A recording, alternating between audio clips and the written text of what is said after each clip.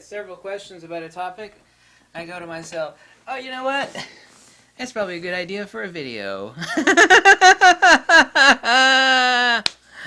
Yeah, back in line to it with you there. The question I keep getting asked, one form or another, like top recommendations, money being irrelevant, which usually you don't get questions like that. Money being irrelevant? What? Money's always relevant, doesn't it? Is what would you recommend for the... I love my Nikon D500, and I know that all these people are out there doing sports action, wildlife photography with their Nikon D500. What are the lenses that you would recommend that if money's not an issue, I want to buy one or two lenses? And it's also for event photography. Now, obviously, a couple of these are huge monsters. Not really, there's only one huge monster here. So not ideal for event photography unless you're camped out on, top of a hill or something and the parade's coming by. You're using a monopod. Not an issue, but I have 4 lenses here, and I can think of no other 4 lenses that I would want to have with me for doing... I love bird photography, not because there's really any money in it, but because it's extremely relaxing, and it's kind of like going treasure hunting. When I grew up with metal detectors. We go metal detecting all the time. It's so much fun hunting for coins. I found a lot of silver coins, some diamond rings. The best place to hunt for coins and jewelry is in the grassy areas of like public pools. That was like a gold mine, basically, literally a gold mine. And the number one choice, and I got a couple of them, and actually this is one modern lens from Nikon, and I can't say that about any other modern lens. I can't. And it really is kind of like a lost leader for Nikon. Is the Nikkor 200 to 500 millimeter for $1,400, well, $1,396, whatever. It's $1,400, right? Here we go. Absolutely amazing VR. I showed that I was actually able to do handheld shots with this lens at 500 millimeters at 1/13 of a second. I made a video on that. Don't ask me where the link is. It's somewhere on YouTube. It's out there. I'd also ask you to check out Steve Perry's video. He's a wildlife photographer.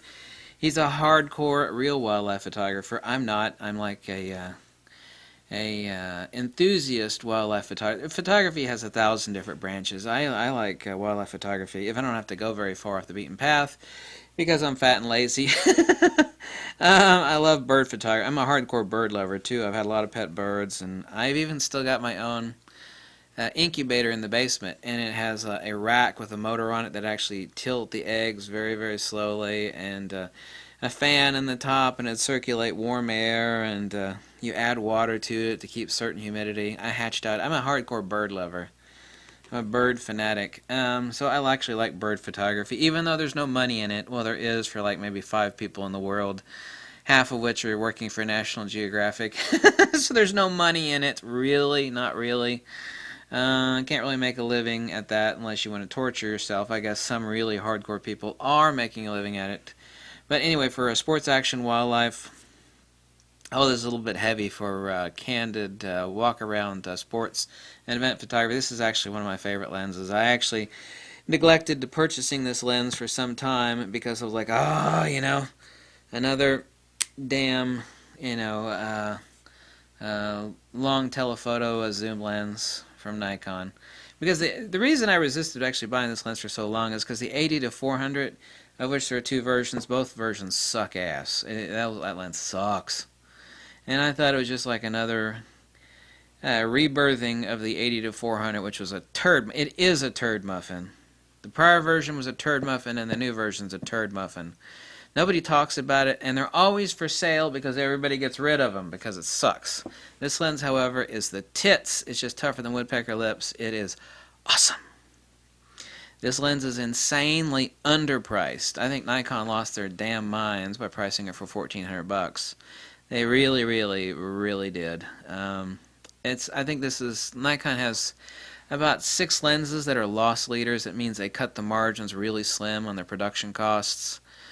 To dealers, which is transferred onto the retail purchaser. So I don't think Nikon actually makes much money off this lens. So that's okay. You get someone in a Nikon. It's kind of like a drug dealer too, by the way.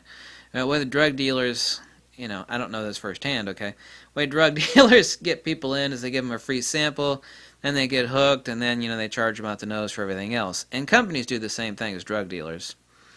Everybody's guilty of it. Like, they have like these little gems that are really, really cheap, and then it's like, ooh, that sucks you in. But once you get sucked in, then they'll squeeze your wallet dry.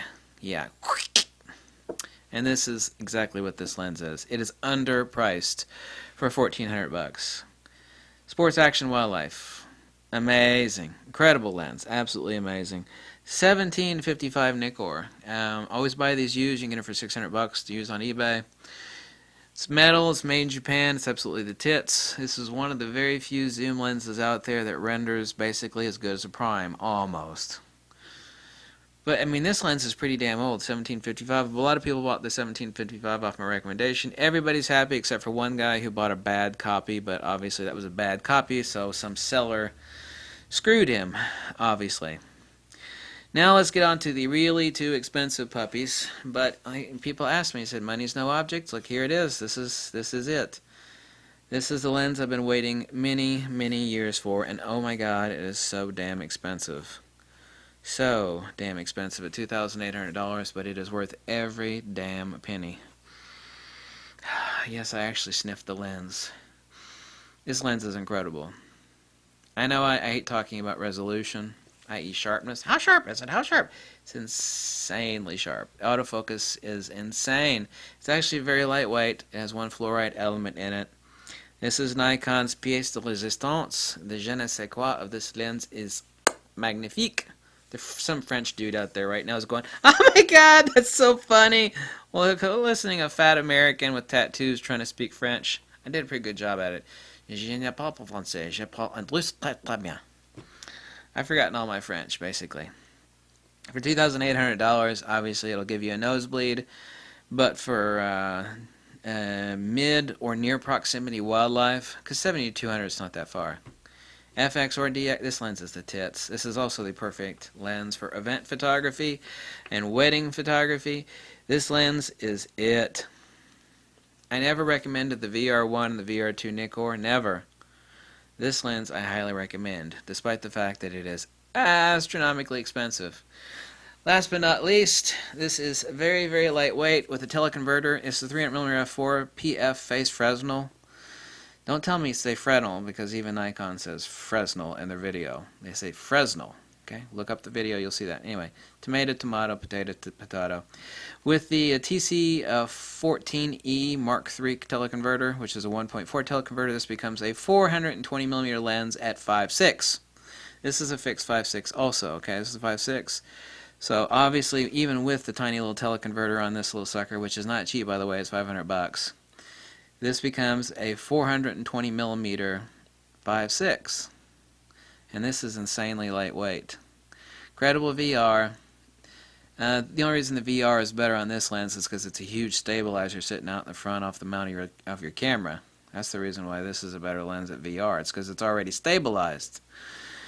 There is a downside to lightweight lenses, because with a lightweight lens you can sit there and jerk your camera lens around a lot. With a heavyweight lens like that, you know, when you're sitting there holding your camera, taking a shot, or doing whatever you're doing, looking around, you know, your little shakes are not really induced in a huge monster-ass lens like this.